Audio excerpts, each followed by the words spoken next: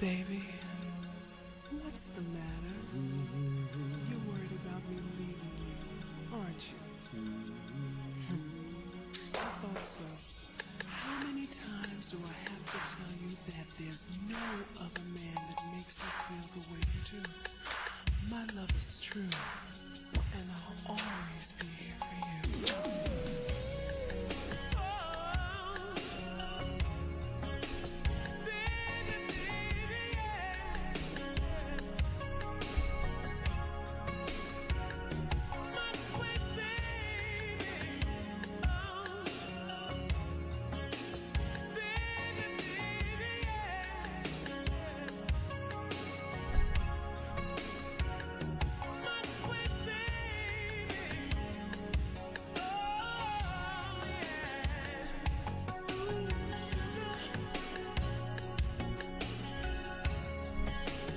Hello, everybody. Welcome.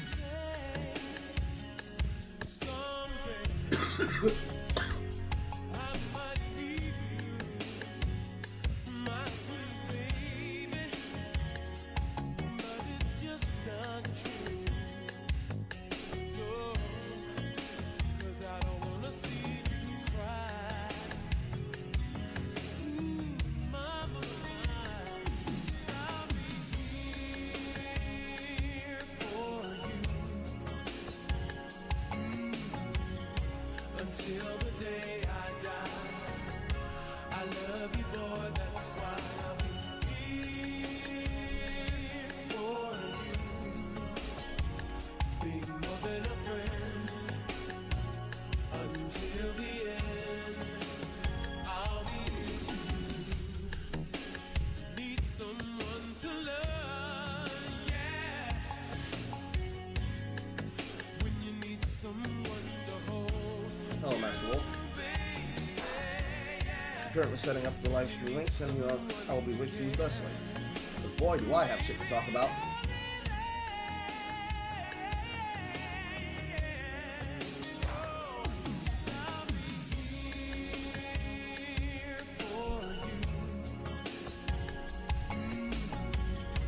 Until the day I die, I love you, boy, that's why I'll be here for you.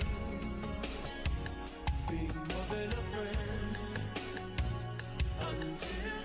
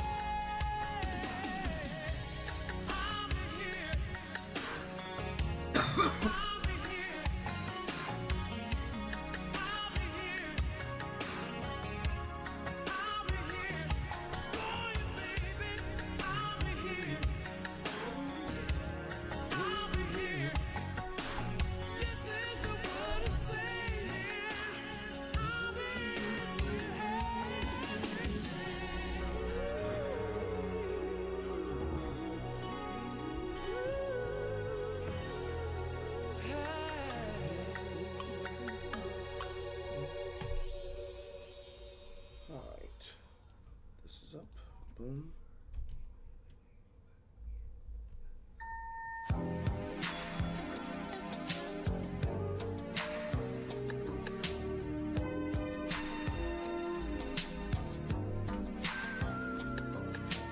Should be enough links.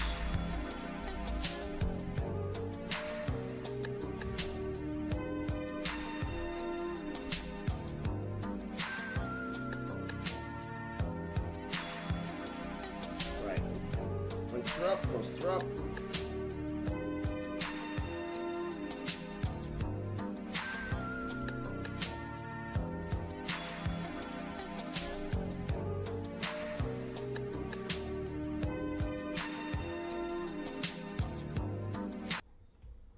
Give me something a little bit more on the margin.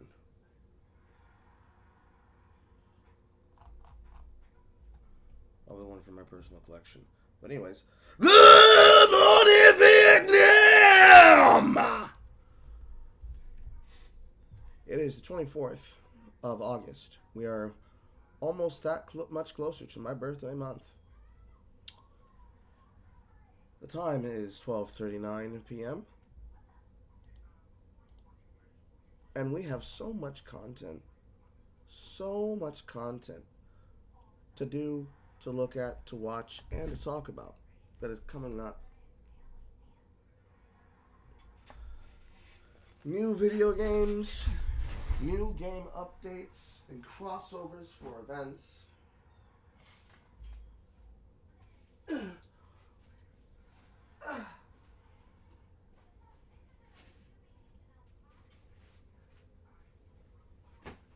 New members and opportunities within the neighborhood HOA, and it appears that a well-known left-wing lolcow / stalker and doxer has decided to do the gayest thing on Twitter you can do, and that is to try and harass my personal friend and send his minions to falsify evidence by inspect elementing tweets, like we're back in the fucking Jack Dorsey days of Twitch and YouTube, to try and get a mob up against her. And me personally, I'm just sitting here like, yes! Finally! It really is like Tina said. People just, all you have to do is just act like a normal fucking human being towards me. But they don't. So now I get to be a fucking gremlin. I get to be a fucking gremlin, bro. I get to be a gremlin, and they have no one to blame for what happens next other than himself. But I don't think he cares.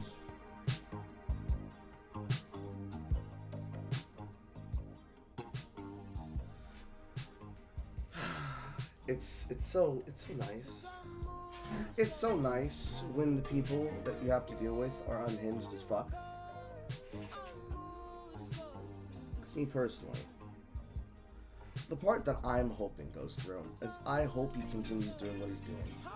I hope Bad Empanada continues trying to harass my friend. I hope he tries to turn his attention onto me. I hope he does all this shit because it'll be the first time and the longest time, if not the only time, from Ethan Klein, the rent payer, where he'll have to deal with somebody who's not going to ever stop. It'll be so great. It'll be so great, chat. It'll be so wonderful. So, to briefly go over what I'm talking about, as per the thumbnail, little George I decided to donate his time and his opportunity and money to both myself and Amy directly, because he has called for a fatwa on her.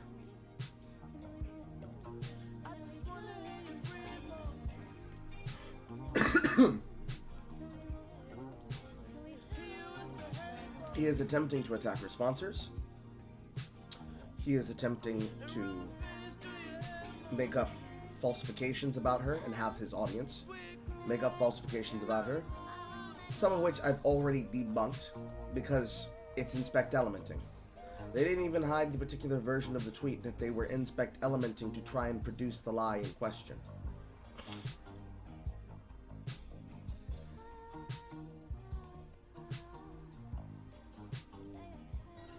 And quite frankly,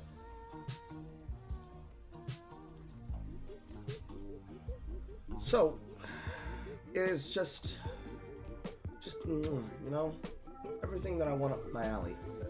Because keep in mind, even though I did not go through with it simply because Gator did not have the time, I do one interview with the Gator Gamer, and it's got Ethan Ralph Howlering.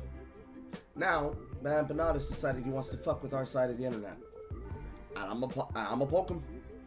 I'm a poke him. I ain't felt to poke him in the eye. And I ain't going one finger. I ain't going two. And I ain't going four. It's gonna be the whole fist. No lube. I'm gonna be inside you churning butter, boy. I'm gonna be inside you churning butter. Because quite frankly, the kind of people that are dealing with this kind of behavior, like that in Banana, will keep doing the behavior until they start dealing with somebody who is either more dangerous, more unhinged, or more on the shit than them. Now, I am who I am, so I already know I am that man. We don't usually see people go this far, because they're usually not that stupid to do it. But hey, they want to make both Amy and me famous. Who am I to say no? It's probably time. It's probably time we get into a little bit of some drama. It's probably time. But on top of that, aside from that, we've got game updates from places like Path of Exile and from places like Helldivers 2. I've been putting out my guide. I've been promoting it as best as I can. Got good reaction from Reddit, got good reaction from the official Discord, from people who are there who know me. Slowly building up a contingency of people. Gotten other suggestions, gotten other hints and tips. Everything's going good there. Unfortunately, that war bond's not going to be covered by the war bond token they'll be giving on the 26th, but it is what it is. In terms of the in-game content, we're apparently being besieged on all sides. We're being attacked on all three fronts, which is good because it means that those players, because we know the numbers of the pre-orders, and the expectancy of all those people who will be jumping in on Xbox is going to be reinforcing the front. So that's wonderful there. Then in Exile 2, there's going to be a new league. It's going to start next week. That is the Third Edict and Rise of the Abyssals. I'll more than likely be league starting the Chaos Bell Monk with Hollow Palm, because I love me some Monk. But I gotta represent for all the Taco Bell monks out there. Because Lord know I'm gonna be ringing that Taco Bell. Dong! But more importantly, majority of things that I have lined up for tomorrow, we will be getting into that on Monday. And later on tonight, I delayed it to tonight rather than yesterday because Jay said that she didn't know when she'll be able to be available because EFAP was going all day with a marathon stream for their celebration of the anniversary for another year of Every From a Pause. So Jay will be coming through later tonight with me to do my reaction to the Jubilee stream. We will be doing it much earlier in the evening so that people do not get forced into having to go to bed immediately. But of course, if you don't like watching Jubilee events, especially the surrounded Jubilee events, you probably will want to call this one off. But I would ask that you try to come through and tolerate it, because there will be laughs and jokes, and there will be conversation points, just like we did before with the one for Jordan Peterson. In the end point, more than likely, that stream will get demonetized, because that's just how Jubilee are. So, come through, show your support, throw some dollary dues in the hats, support your neighborhood today, or you hate black people. Besides that, and any other particular updates from any of you, posting this out at Printing Press Express, wherever you can find your Carl and Carter-related accessories and appliances. Let us now take some time to get into some callers.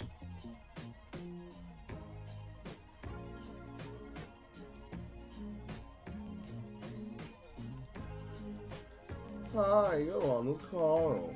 How you doing? Yeah, it's good, brother. It's been a while. How you doing? I'm alive. Especially after I'm surprised you're alive, especially after the whole bad M&I shit. That's wild, by the way. I mean, the fates called upon me to bring up my sword yet again to go campaign on behalf of people being a fucking annoying, needing to have it shoved up their ass. So I don't know what to tell you there. I got up, I rolled out of bed, I sat down, I saw DMs from Amy, and I said, okay, crack knuckles, let's go. Hey, So I'm down for it. it's no different than Morale and his dumbass fucking follower coming around here after trying to harass Stardust, and me just calling out the fact that, hey, people don't want to give fucking content to a goddamn loser like you. And realistically, at the end of the day, this is one of those situations where it's the same kind of situation, but this benefits me and Amy more than it benefits George, because George is currently fleeing for his life to try and escape getting served papers because of the rent payer. So, if you want to fuck around and find out, let's get some Starlight in here. What can I do you for?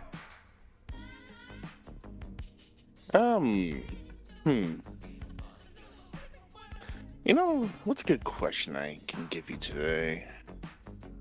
Oh, right now. What kind of bad art do you personally love? I love when people make OC donut steals and then they just keep asking for their contingency of favorite artists to keep producing the donut steal, despite the fact that the donut steal is actively objectionable.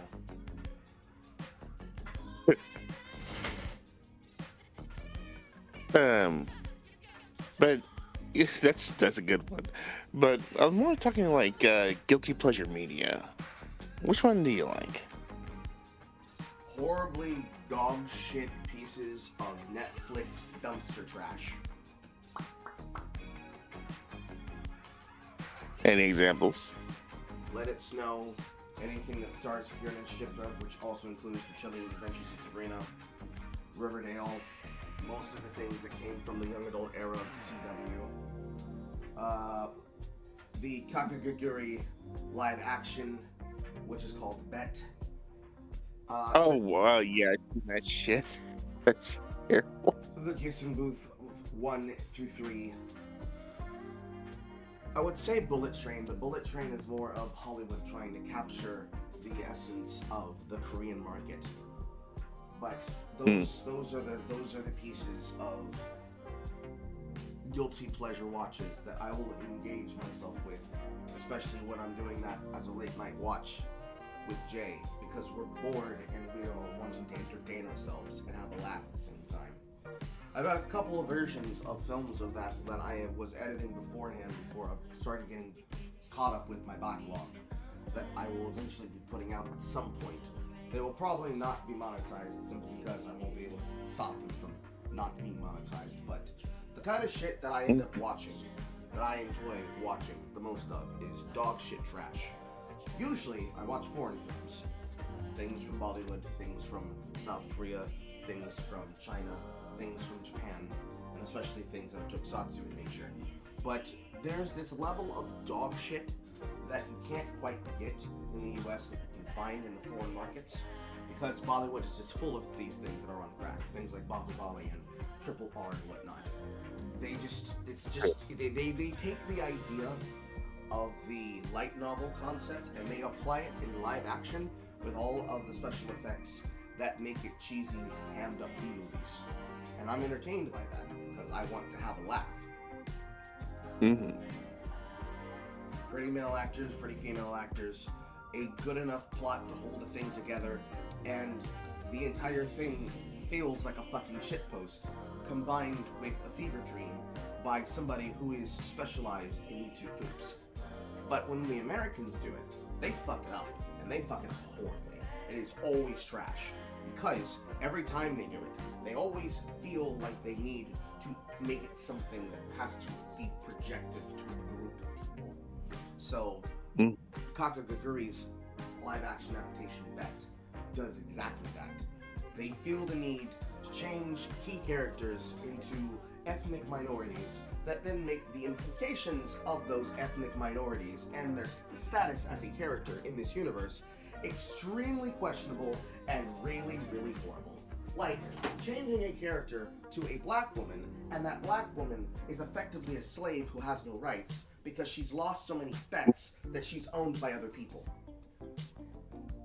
Right. It's the equivalent of that one moment where somebody saw a erotic doujin, and because that female character on the doujin page was wearing black tights, they assumed that it must have been a race swap of somebody trying to whitewash a character. So they changed the character into a dark elf, and they realized, oh, I just made a dark elf into a fucking sex slave. Oh, yeah, right. That was a thing. Oh, wow. I forgot about that. Much like when that artist that we all became a fan of, the one that drew Flo as a white woman and then drew Flo as a black woman, it's like they're gonna be mad either way, so you might as well just go even further and just piss them off radically. It's probably the George Alexopoulos model. However, when it's done by artists that are of a foreign language, because English is not their first language, it always ends up turning into a great cavalcade for fun for everybody, because it heralds back to some of my origins when I started looking at the art commentary community and the general art harassment community that exists on Twitter and has more or less fizzled out because all of those people have either ran off to Blue Sky or just stopped using the website in general because everybody kept dunking on them. So they couldn't get away with shit. It's like Sweet Bean Comics 99, or the Born Male comic writer, or the writer of Blobby and Friends. Occasionally, they can have an actual take that's important and decent, which is what Blobby and Friends usually ends up getting sometimes, because they're all competing against the top, which is currently George Alexopoulos and Stone Toss. But then you have people like Sweet Bean Comics, Mallory Jessica Uchiha, who has long since abandoned the platform more than likely, because when people started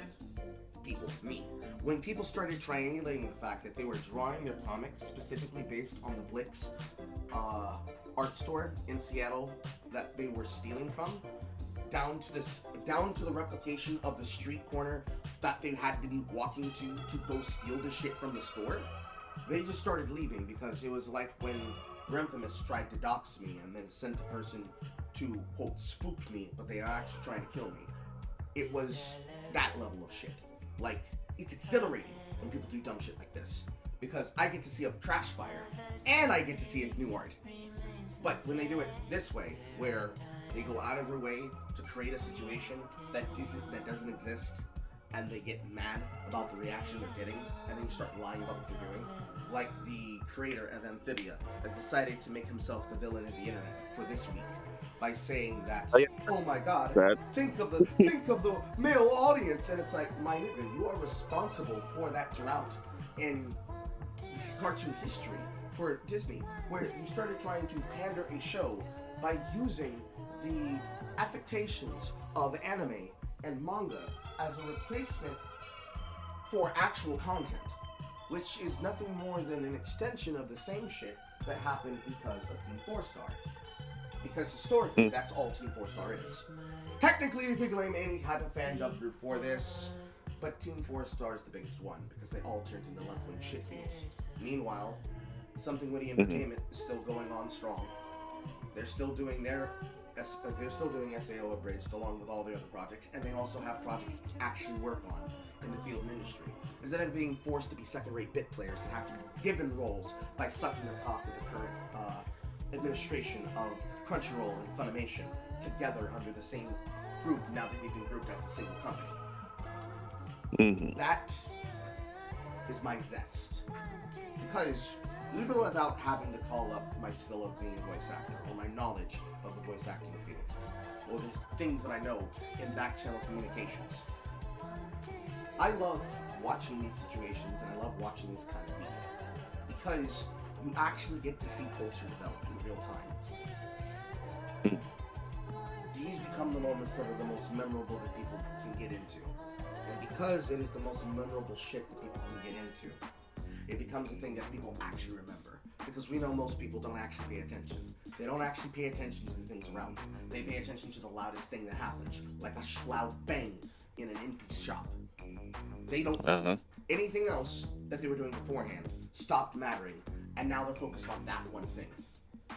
But since time moves forever forward, most people, unless somebody told them about it and broke it down to them in front of them, they're not going to remember.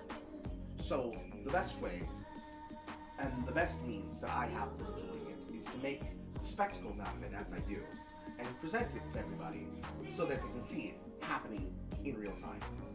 Sometimes I'm not great about it when I'm in the mood to just not deal with the drama, because to be involved in the Nexus means keeping up with the Jones, and sometimes I don't want to keep up with the Jones all the time, right? You occasionally you'll engage with it.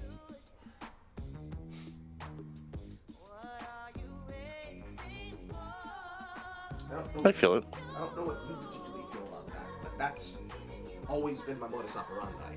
It just has been recently as I've been kickstarting and also supercharging and jumping off with particular kinds of content where I've been able to now do things like interview individuals like the Gator Gamer, that you see an immediate chain reaction instantaneously. Like I had no clue that fucking the Ethan Ralph is going to complain and bitch and whine and moan because of my fucking broadcast where I'm playing my little fucking farm game while talking to not talking about Empanada, but talking to Gator about the yesteryear histories of the internet. Because realistically, yes, it's been apparent to me recently that history keeps getting forgotten by the short-sighted. Because even though the victors are writing some of the history books, the big winners and the big losers, there are people who just seem to forget that there's still an internet outside of these situations and topics. So as much as people could drone on forever about the more recent and popular thing, I always take the position of just an archiver and just writing down what's happened, and then later saying, hey y'all remember when you did that dumb shit? It's been happening less recently in terms of entertainment news because it's just been EHD content. And I'm not one for the EHD content. Because even when you are looking into Ethan Hassan Destiny material, it's all the same shit. That's why I denied morale. Like, if I wanted to do this all the time, the drama angle would be, I'm going to bring on morale, I'm going to have some slap fight dumb shit with him, I'm going to beat him on his points, and then I'm going to send him on his way, he's going to get mad, it's going to get the views of the commentary community, it's going to get the views of people that are inside of the political community, I'm going to get attacked and antagonized by crumb tubers, I go onto Wig TV, I dumpster them on Wig TV, blah blah blah blah blah blah, but I don't want to do all that because they're already retarded and we know they're retarded. What actual benefit is there to me doing that with people who need to have the attention more than I benefit from the attention, right? They get plus 15, I get plus 5. Why would I do that? I want to get plus 15, I want them to get plus 5. The Bad Empanada situation is exactly that. Because who's going to side with them, Bad Empanada, for one, honestly. But then the other side of the issue is that while I am still in the position that I'm in, it's about priorities, right? I care more about the video games that I'm about to start playing soon, or play even more of on camera, and making guides for them as another way of receiving money alongside entertaining people with that lol cow milking content, than I do with infinite level slap fights with retarded people who know maliciously they don't actually have an argument, they just want to mock me. That was the situation with Morale. Attacking Stardust's dad, there's no reason to do that. He's doing that just to be a dick. So, it's the Destiny tactic. Harass somebody, antagonize them and trick them into letting you onto their platform, shit up their platform, and then continue repeating it to create the infinite money glitch.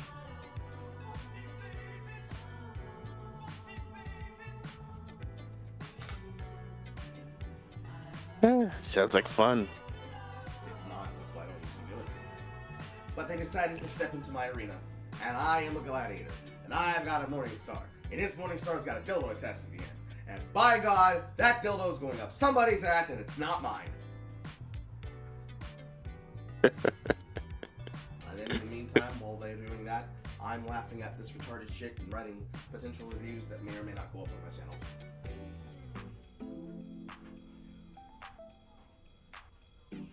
I feel it. I feel it. Do you happen to have anything else you wanted to talk to me about? Because you just hit your 15 minutes. I just want to be back Eh, later. I think I'm good for today. Okay. Thanks for calling. Come on, man. Yep. See you around. Next up, We can talk it over. Won't you come a bit closer? welcome. You're on with Carl. Tell me what you're thinking. I'm down to listen. Silence.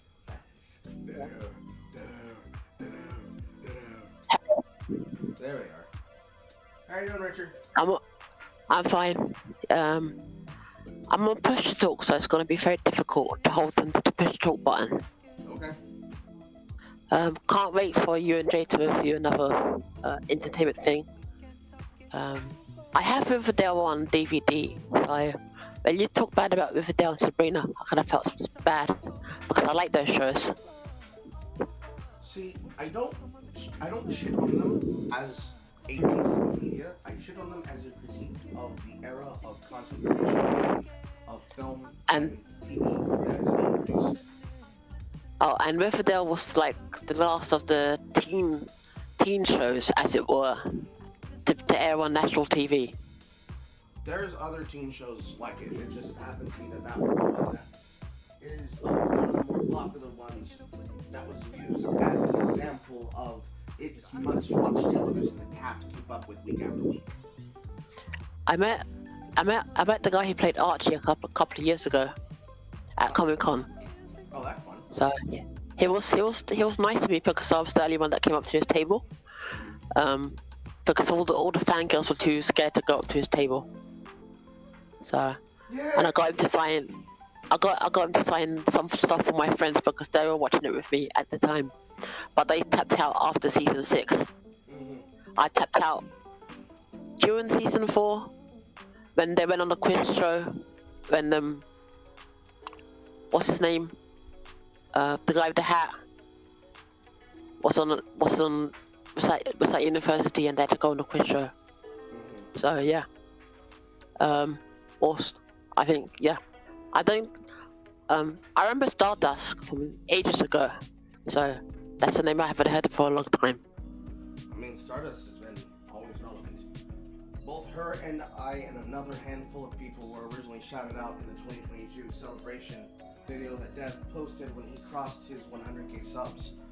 I had much less subs than I did then and now, and she's gone and made another channel. Maybe she's rebranding and she wanted to move away from her first channel, or this is her live stream channel that she's broadcasting to. But Stardust has always been ultra relevant inside of just the orator / political commentator space. Simply because amongst the majority of people who are doing it, she's probably doing it well amongst the rest of the female contemporaries in the field, because the majority of them have basically cloistered themselves off into their fortresses. They're not willing to come out and talk to anybody. And she does talk to people. She actively pushes to get groups of people that are feuding with each other to actually go on the camera and talk to each other. At some point, I need to link up and talk to her and engage her mind and opinion on things. Oh, I might be in a documentary next year. Okay. On English TV. I just got to talk to a couple of producers next month, and they're gonna shoot some stuff in November. Okay. That's exciting. Yeah, so I've been asked to do a number of documentaries a few years ago, but they did filming, but they didn't include me in the program because I didn't fit the narrative. So What is this particular documentary about? incels again. So it's a 5-part series, and they're tackling. They want to try and make not a negative documentary, but a positive documentary on incels. see how that goes. I don't have nothing to lose anyway, so. I suppose is one way to look at it. Also, I watched Superman yesterday, and it wasn't that bad. That was spoil it for me. I won't spoil it for you, but I now owe the community 3 movie nights because the 15th lapsed because I was working that hard trying to put out the Helldivers 2 content and also networking with other people behind the scenes to bring more material coming up in September. So, did you watch the TV show Teen Wolf as well on MTV? Teen Wolf, I did. Yeah, I watched the first 3 seasons of that, but I didn't know they made 2 more after that though. So I need to catch up on that because my mum used to watch Teen Wolf and Riverdale and Charmed before the dementia took a hold of her, because she was into all those teen shows as well. Me personally, when it came to all the programming of MTV, I more or less ignored the majority of it that I found boring. But the 3 shows that I actually did pay attention to was Teen Wolf, The Hard Times of R.J. Berger, because I'm a fan of Paul Ignacio, and when they tried to do away with The Hard Times of R.J. Berger, because I guess MTV decided not to go all in for his material, and instead chose to go with Ash to the Cards and Awkward Period. It was very fucking stupid and silly to me, because it was basically trying to do every single gag that Hard Times did, but failing to achieve the same memorable level because of the cutaways and the animation gags that they would use for his moments in the show. It was just not the same compared to the shit that they were doing over on Asher Ricard's show for Awkward. Because I feel like this had something to do with her starlight possibly rising very quickly because she was involved in the Evil Dead remake. But in terms of actual satisfaction, I found The Hard Times of R.J. Berger, both seasons 1 and 2, to be more enjoyable than Awkward. And then, when they took him off the air, I just simply started watching Teen Wolf. It wasn't like I was obsessed with the show or anything, because I believe I was still in high school at the time, which means it would have been at the exact same time that I started reading The House of Night, and I would have met the daughter of the mother that started that series with her daughter.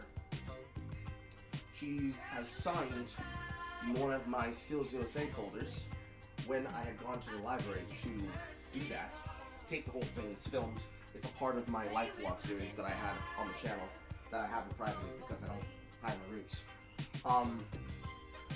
At that point in time in my life, I was probably reading, watching, and consuming a bunch of fucking content, both literary, film, and silver screen television, but I didn't have any full drag and tie that kept me watching it, other than the fact that it was on and you had Knology at the time. There was a little bit of a glitch in the system that allowed you to watch certain premium cable channels for free, simply because there was a glitch in their system. I was able to get HBO for free, Showtime for free, and Asian TV, as well as, what did they call it back then? ABC America for nothing. So I would flip between channels. I would watch anything that was on the second Nicktoons channel. Then I'd flip to Teen Wolf. Then I'd flip to CW to watch things like the originals and whatnot. Maybe catch a random rewatch of Supernatural. Then flip to BBC America and get all of that blasted directly into my eyeballs. Did you watch Vampire Diaries as well, or just the originals? I did not find myself to be a fan of Vampire Diaries. I don't know why I wasn't a fan of Vampire Diaries, but I ended up watching more of the originals. Vampire Diaries was decent to a point, but as all the series on the CW, it ran for too long. I feel like a lot of it's less that they were just ran for too long and more just there was too much of the same kind of shit. Because ironically, like the Supernatural series was meant to go for 5 seasons, but they ran it into the ground. I mean, that's what happens when you have a big seller. Like the Super Gulag community is 100% responsible for that, because that's the same thing they've done to Doctor Who, obviously.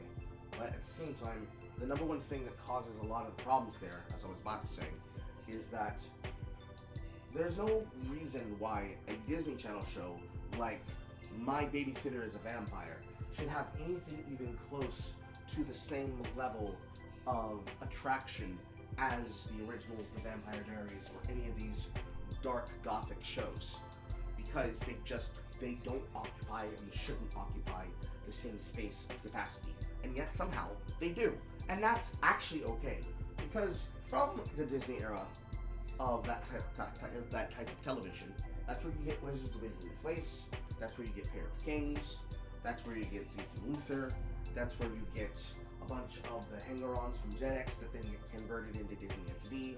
That's where you end up getting a lot of the 2D animation. That's where you start getting a lot more of the ambitious DCOM products. That's where you end up getting the transition of a bunch of actors going to different shows, like Jesse. That's where you end up getting additions for things like The Sweet Life on Deck and all the shit there.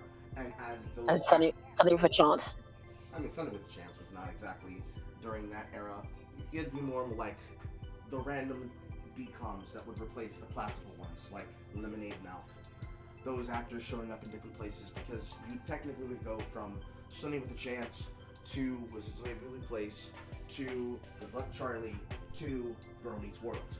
And it's that phase between the beginning, before the good parts of Girl Meets World, that you have this era of child television that is trying to do something like House of Anubis over on Nickelodeon, but it had been long since off the air at this point, with something like My Babysitter is a Vampire, because first they had the TV movie version, and they had the actual television version.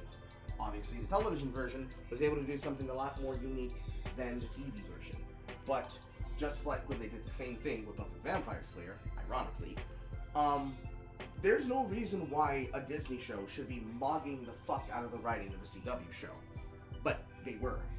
And that was actually a good era of television to watch, because you had a bunch of people trying to basically do their own version of this urban dark fantasy, and Teen Wolf was able to at least make it work for that teen type of audience. Because ironically, they were punching up their fucking weight class, and they were punching up towards people like the Sons of Anarchy, which I find to be ridiculously funny, because how were they doing that? And it's just because it was written better. It's not like it's the most special thing in the world. It's not like it was fucking diamonds. But, you know, a random stack of rubies in between 4 different channels, and maybe a couple of shows that could be able to last, something like that. It was ironic, and it was unappreciated. Because, you know, it's fucking MTV. What the fuck is a music channel doing making fucking fictional drama? It's much like the History Channel when they created Vikings. And shit, Vikings horrible. But the comparison and the point that I'm making here is that I kept watching it because it was decent. Like, I kept watching it because it was good. And eventually, they acted like gateway materials to have me watching other materials that were good for that genre. And so I just kept doing it, and that just became the way that I got into all of the shows. Because from there, that's why I started watching things like True Blood.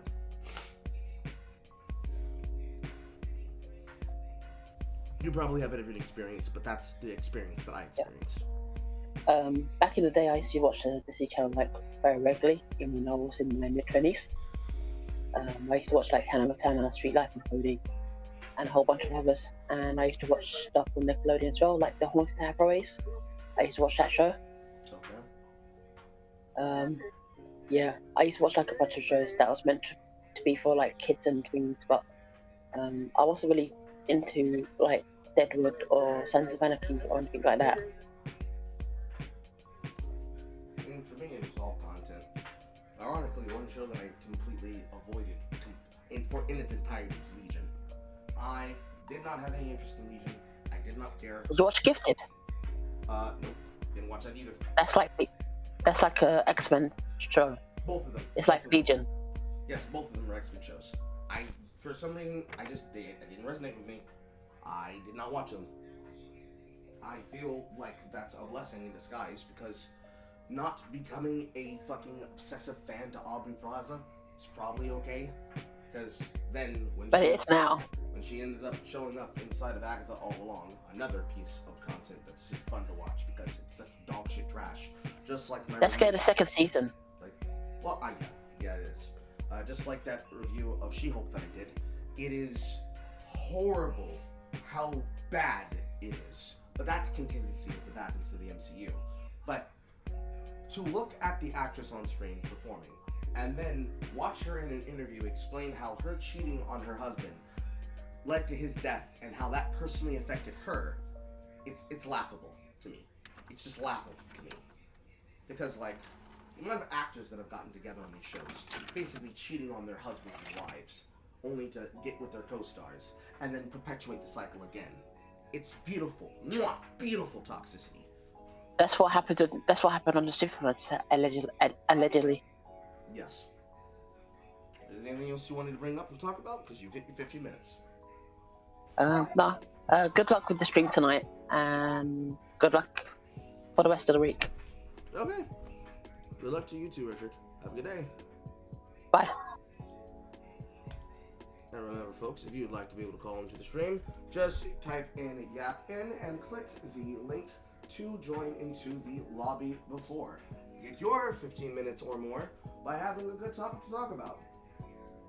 But to echo off what Richard was just talking about, which got me onto what I was just talking about, I think one of the better reasons why I like some of these shows and the dog shit they have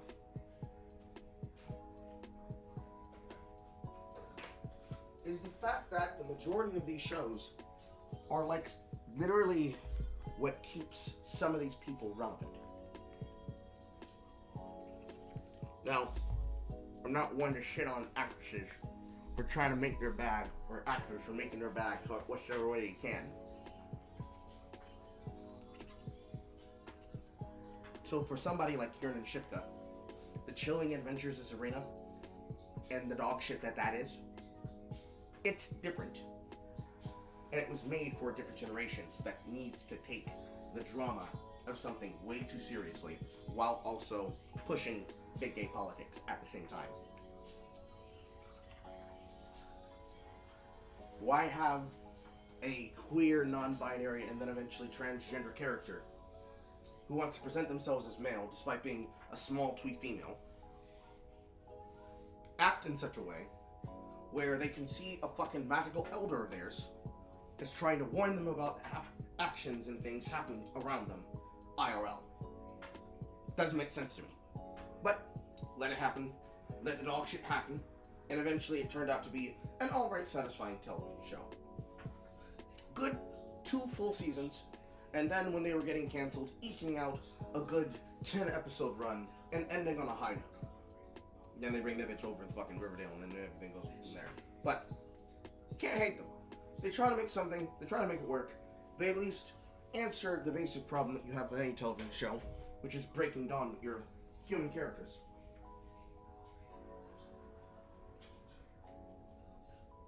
And effectively, no matter how you look at it, you can appreciate it for what it is, instead of trying to make it into something that it's not. But then when you look over at things like She-Hulk, you look over at things like Agatha All Along, that was dog shit from the beginning, from the top to the bottom. In the case of She-Hulk, it's dog shit because they had no intention to be serious. They wanted to make it into something that it's not. And instead of trying to shitpost their way through it, to say, hey, it's actually exactly like the comics. Because, you know, we're going to make her like female Deadpool. Instead of, you know, actually being smart about how we do this, they ended up seeding a lot of that Gwenpool energy instead of just creating a plot that is able to serve the purpose of something that isn't an in-betweener in the Phase 5 era of the streaming wars. And it's now a forgettable piece of shit, where the actress basically has been doing nothing for the last 5-6 years in general. Hasn't had really significant work in any capacity. Lucked into this role in the MCU, is going to be forced into the Secret Wars era as this character, and to get the backstory behind the shit that's going on there, you're going to be forced to watch the television show, which fortunately no longer is a factor, because they're not going to make the films and the television shows like that anymore. Super good. Super great. Don't have to waste my time watching any of that garbage in order to be aware of what's happening in the next goddamn film. That's a bonus. That's a plus. And I got to watch the trash fire that made it possible. But at the end of the day, it's like, you know, you're still missing something. You take it in stride.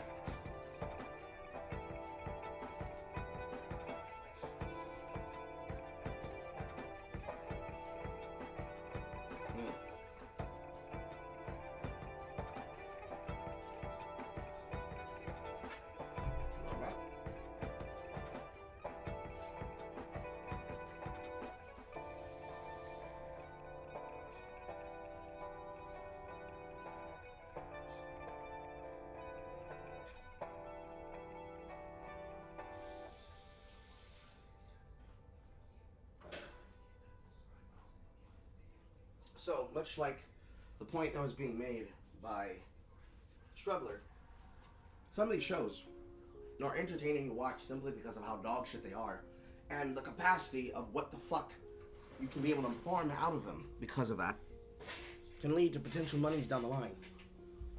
And if that's not something Jay and I connect on, I don't know what the heck, I don't know what is. Of course, our friendship is more than that, but at least we have an agreed love of making fun of absolute trash, eating like garbage and watching trash. Because really, all of us love a little Schadenfreude. Any person who's ever raised their hand and said, I don't like doing it, you're a goddamn liar. We all love watching some Schadenfreude. We all love watching some Schadenfreude. It's about how bad the Schadenfreude is that really controls it. That's what it's truly down to. That's what it's truly about. Doing that, controlling that, that's everything, more or less. Because unfortunately right now we live in a time period where there's way too many people that want to be fucking lolcow hunters. And it's just not the same. Rather than finding the gold, they force the gold. Especially trying to go for red gold. People go out of their way to present something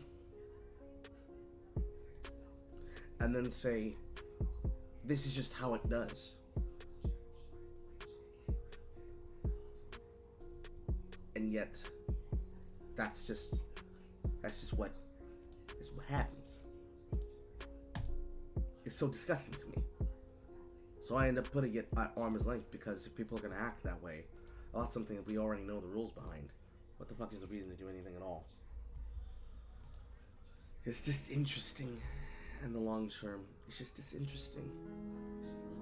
Because as I've always said, I always want to see real shit.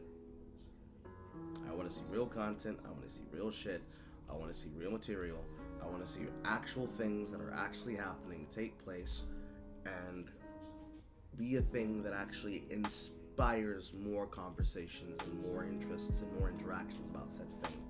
Instead of a locked down culture where the behaviors that are being done are only being done because the people in question want to specifically control the conversation about the situation.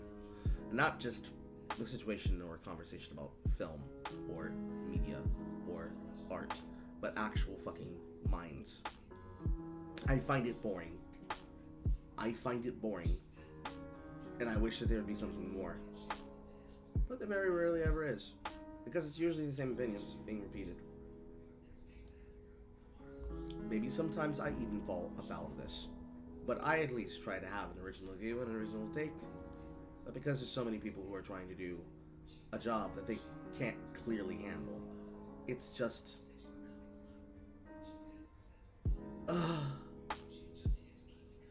It's just...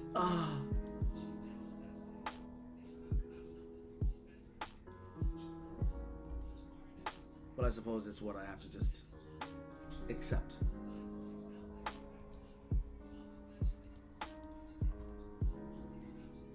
I don't know what you think, chat. But, besides that, let's take a little look-see at what good old Empanada is currently doing.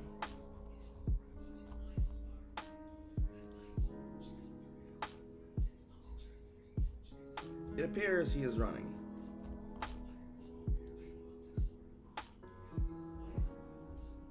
it appears that he is running.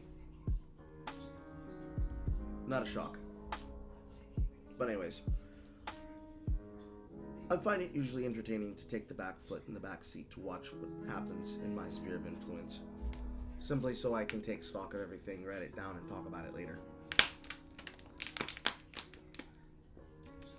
But between getting directly involved in the drama, it just usually then leads to people making the argument of what's blood yapping about, who is bro. I will then play video games about it because, you know, there's no reason to get upset. There's no reason to be angry. They're just retarded. It just is. You know?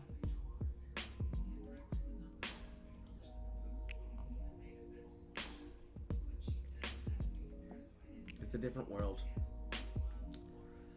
It's a different world, it's a different world, it's a different world.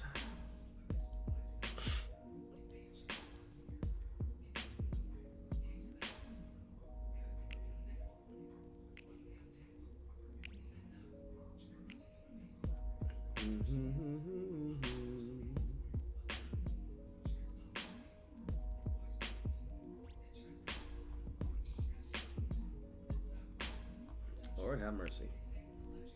The porn that is on the timeline today. But anyways, talk to me, chat. Tell me about your day. Talk to me. Talk to me. Talk to me. How's your week's been? My week's been amazing and great. I was able to go on a double date last week. I was able to spend time watching, reviewing content. Been able to get in touch with and talk to other people while also recording for future content and content. Just being fully content and getting to work out the long skate plan that I set out early in the month that I'm going to enact through the rest of the year. Because I want to be able to sit down and get through Expedition 33. And to do that, I need to make sure that I'm playing no other single player game. So that whenever I find myself at free time, at least assuming that I don't have a group, that I'll be doing it with on camera, considering what I'm already doing for the long form recording of all that raw material, I'll be able to get through that.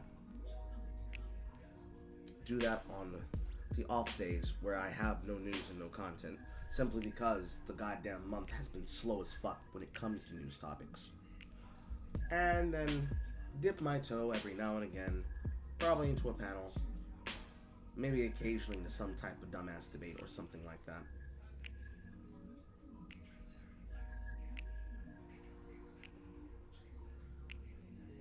Just expect it to be something good. I just expect it to be something good, you know?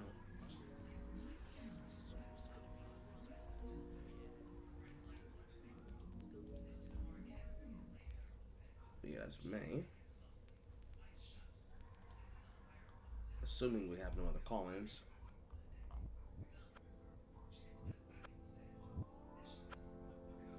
I think because it's early in the day, and I've more or less already announced all the things I have to talk about, I could probably spend the time that I could spend here just sitting and waiting to go and do more editing, which I probably should. So, I think I'm going to take that as my opportunity to leave. It's going to be a shorter broadcast because of that, but I suppose I should do that because I want to make use of that time. Because today is the 24th, and 2 days will be the 26th, which means that isn't going to be the drop of that material for Helldivers 2. Then, following up on that, in this same week, on Friday, will be Rise of the Abyssal and 38. So, going from there to there will be a change of the content that will change what I'm going to be doing day to day while I'm going over the news and material. And because I have a bunch of news material already for Monday, the only thing else left is going to be planning out when we have those 3 days of makeup movies leading into the next month's 15th. Because we're going to have the end of month movie coming up soon too. So then it's going to be 4. But we probably will do 2 inside of my server, possibly 1 inside of Geiswin, and then an additional 4th, possibly inside of Dev Court. Because we've recently been able to solve that problem between myself and the personal person of implication inside of the administration. And I've also gotten confirmation from Devin that I can be able to do whatever setup I would like for the content that I'd like to provide for. And I will have the help of the administration to do that. So we'll be looking into that more recently, as well as me scoping out opportunities to talk to other people. If you all find any, feel free to tell me about it and let me know. Otherwise, I leave you in good tidings, I leave you with good content, I leave you with my reactions, and you can paint me like one of your little French kids. One of the little French boys. Probably something like this. So, I will see you all again, same bat time, same Carl channel. I will be billing you all for my therapy, and I'll be reading you in the funny papers. Shabbat Shalom!